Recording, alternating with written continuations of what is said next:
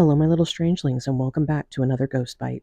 Stepping into the Reed House Hotel is like taking a step back in time by 100 years, my little strangelings. But there is one room in particular that literally hasn't changed much at all throughout the years, and that is because of Ms. Annalisa Netherly. Annalisa lived in the hotel pretty much full time back in the 1920s, her husband working regularly and far away by train, only coming in every so often. This left his young wife, Annalisa, bored more often than not, and worse, lonely. Eventually, this led Annalisa to carry on explicit and clandestine dalliances, which culminated in her brutal and as yet unsolved murder in her room in 1927.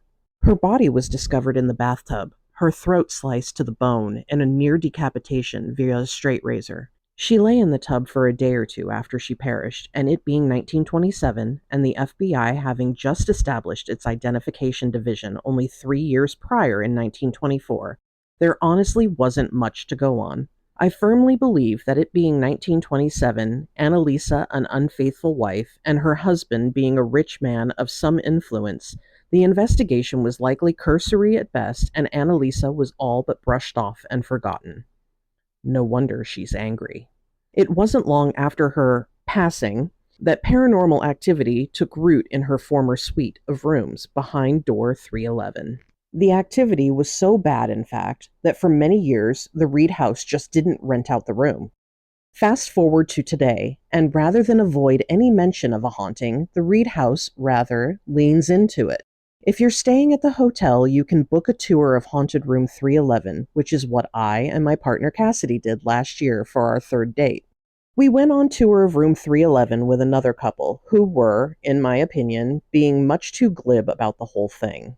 The husband took a seat in the sitting room and picked up the receiver on an antique phone that was built into a table sitting between them.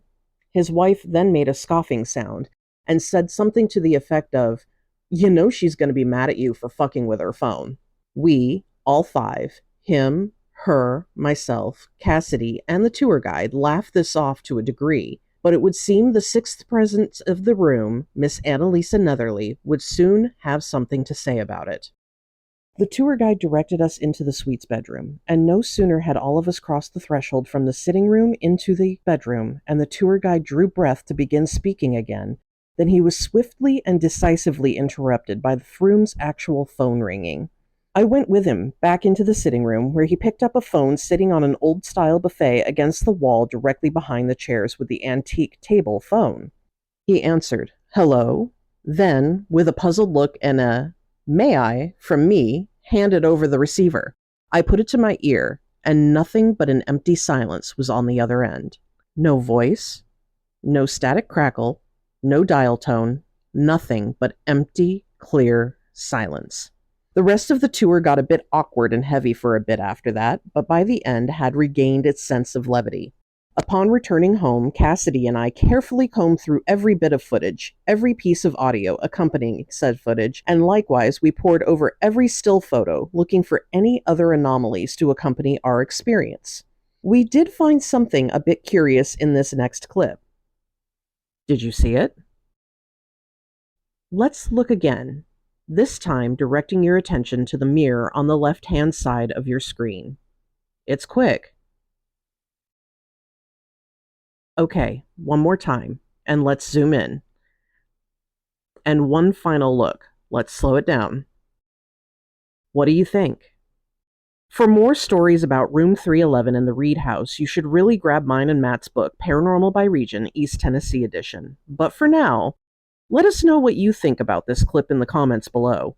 And as always, my little strangelings, happy hauntings.